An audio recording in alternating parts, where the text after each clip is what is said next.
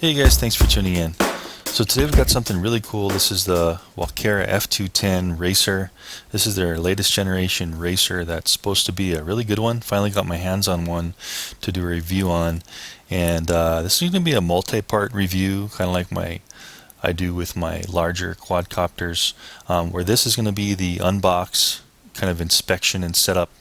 And then I'll have another video which will be the flight test and possibly another one with the pros and cons and stuff, or I might combine the flight test and the pros and cons into one. We'll see how that works out. But today it's all about the F210 unboxing, inspection, and setup. So we're going to take everything out of the box here and see how this thing is. On the other side, you just kind of have like a front view of the F210 on this side of the box here. So anyway, let's go ahead and take this thing out of the box, get started. Okay, so opening this thing up, we're greeted with a nice kind of foam insert interior with the F210 here kind of cut out. And I just kind of move the camera down here and so we can get a good shot of the internals here. So right off the bat, we're seeing that we have the manual here. So this is the F210 manual and quick start guide. And it's also got a disc here for the controller. And just going to kind of take out everything around the quad, and then we'll get to the quad in just a second. So here's the battery. This is going to be a 4S. It's kind of hard to see. You probably won't be able to see this in the camera here, but it is a 4S 1300 mAh 40C battery. It's got kind of a black on black writing, so it's really hard to see with the XT60 connector and your balance connector here. Looks like in this little slot we have a toolkit with a wrench and a couple of Allen wrenches here.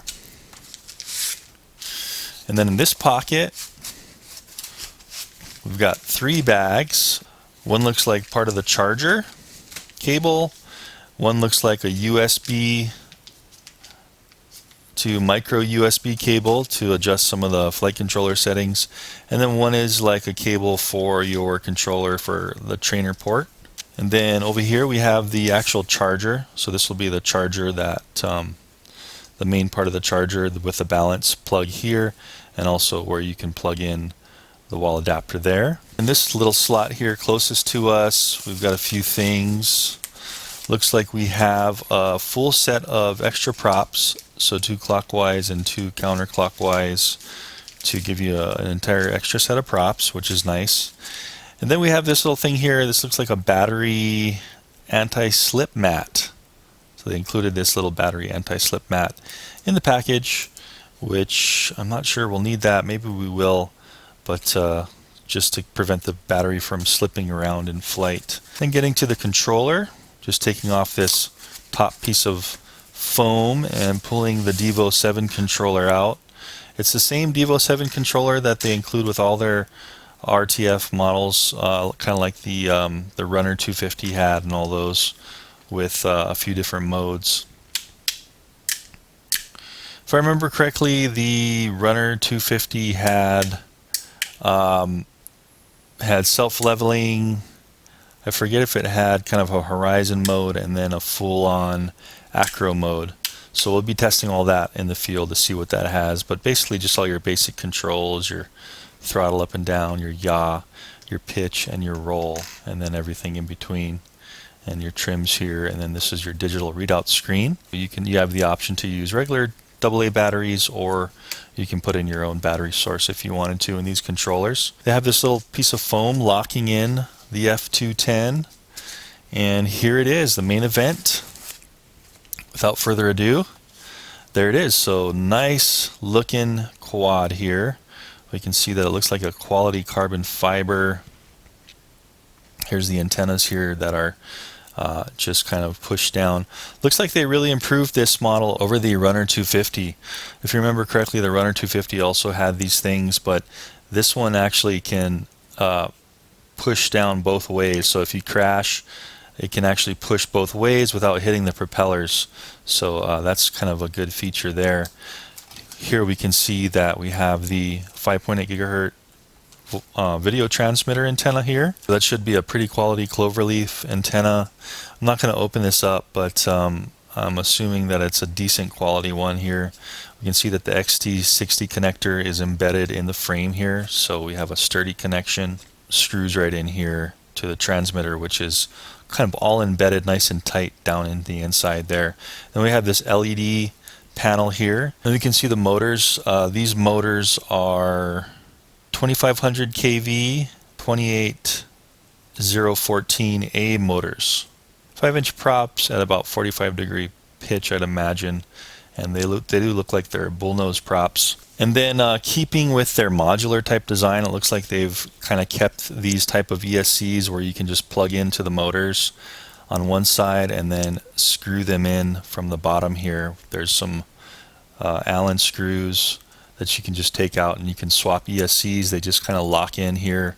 There's some connectors here where you can just push them in and you can change out your ESCs really quick if you wanted to without any soldering. Maybe pure, maybe a little bit of a fiberglass mixture in there. I can't really tell, but it looks like it's nice and thick and durable. Little cage there, as well as the platform. This is where the battery is going to go. So, you know, it does feel like it's going to be pretty slippery, so putting in this battery anti-slip pad will probably be a good idea, just so it's not slipping around in there. So I'm glad they included this in the box, actually.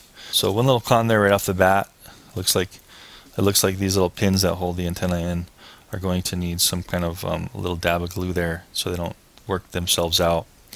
Anyway, there's the battery in there. Working around to the front, we have this neat anodized aluminum, this kind of orange gold anodized aluminum bracing here in the front area. The flight controller is right in here. This is going to be the F3 flight controller, which is supposed to be some pretty good faster processing power, so the response time will be really good on this one compared to how it was with the runner itself. Everything's kind of tucked away. We got this plastic here on the side to kind of conceal the bottom of the board. And then we have the rest of the board in the front here, which is kind of exposed a little bit with some plug-ins. Looks like this is where the camera plugs in. Then working our way to the front, we can see that we have this kind of gold anodizing, orange gold anodizing here, and then there's going to be two LEDs in the front, some high power LEDs here that can shine through this clear plastic front. For these guys claim night flying is possible with this thing, so they're so bright that I guess this camera has such a low lux that it will be able to pick up and do some night flying as well. There's this little cap on here. There's what the lens looks like. Anyway, going to put the cap back on right away so we don't smudge it or anything. Then we can see it kind of has this neat looking headpiece here, which is actually the camera guard. And you can just kind of easily, it is a little tight, so it doesn't look like it will move around while you're flying, which is good. If it does, you can probably tighten these hex bolts a little bit to make it a little tighter while you're flying. You can see here how we have full up on the camera. For some really aggressive fast flying, you can see how the whole quad is pitched at about 45 or more degrees when the camera is straight ahead, so that'll give you some really fast flying forward. And then you could go straight if you wanted to, and then actually downwards if you wanted to. That's actually the maximum down where it's actually getting some of the guard in the view. So some good options on easy rotation of the camera. And then the camera is just bolted in with some metal brackets into this plastic plate that's right in front of the battery here, and that's kind of sandwiched into the carbon fiber frame here. And then some more plastic throughout. Here's some plastic portion of the frame behind this anodized aluminum here. And then we have the carbon fiber arms that do look like they're a little more carbon fiber purish than the WALKERA Runner 250. These look like they're more pure carbon fiber. I'm not seeing that fiberglass in there as much, or that epoxy in there as much on these ones, so should be stronger, that's for sure. And then at the ends of the arms here on the motors, it looks like we have these little motor protectors slash landing feet, and the landing feet are actually a little bit flexible. You can see me pinching these, and the plastic's actually kind of bending. It looks like to give it a little bit of give when you're hitting stuff and crashing. Anyway, it looks like a good protector. even if the feet break off and all you have is the screws to land on, and these two things actually look like they stick a little bit lower, the bottom portions of the LED, front and back, it looks like it'll rest on those pretty evenly to take off if you do break off the feet. Anyway, turning it over to the bottom, this is kind of interesting. It looks like the bottom, you can actually take off this middle plate here.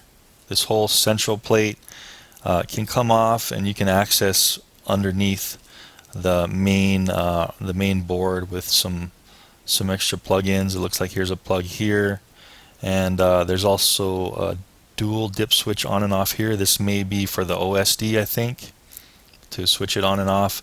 And then we only have 3 switch channels here for the video transmitting module.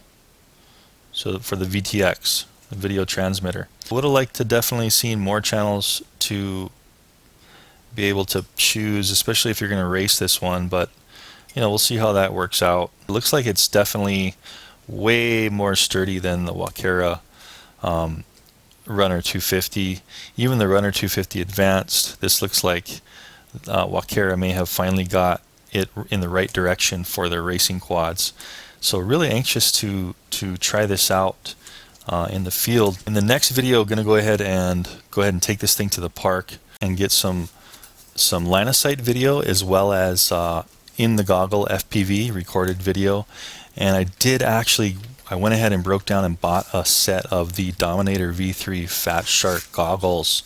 So I'm really anxious to try these out. These aren't the HDs, these are the Dominators.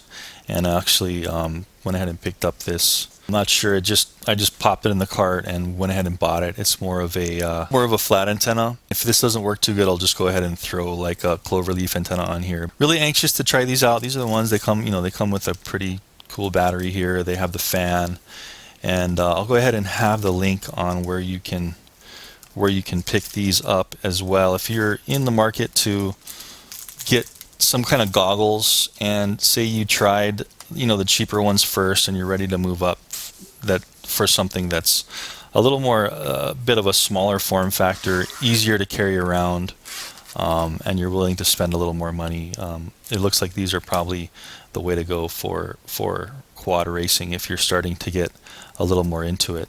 So anyway, I'll have the link on this down in the description of where you can pick these goggles up, as well as the F210. I'll go ahead and have the link down there in the description. So don't forget, if you are interested in this guy, go ahead and check the link down in the description, and it'll take you to where you can pick this guy up. But anyways, really excited to get this thing going. All I need now is a bunch of practice, and I think this thing will help me definitely practice some racing, and it's going to be lots of fun. So anyway guys, hope you like this initial unboxing and inspection, and I guess you could call it kind of a setup. Not really setting this up, it's pretty much ready to go out of the box.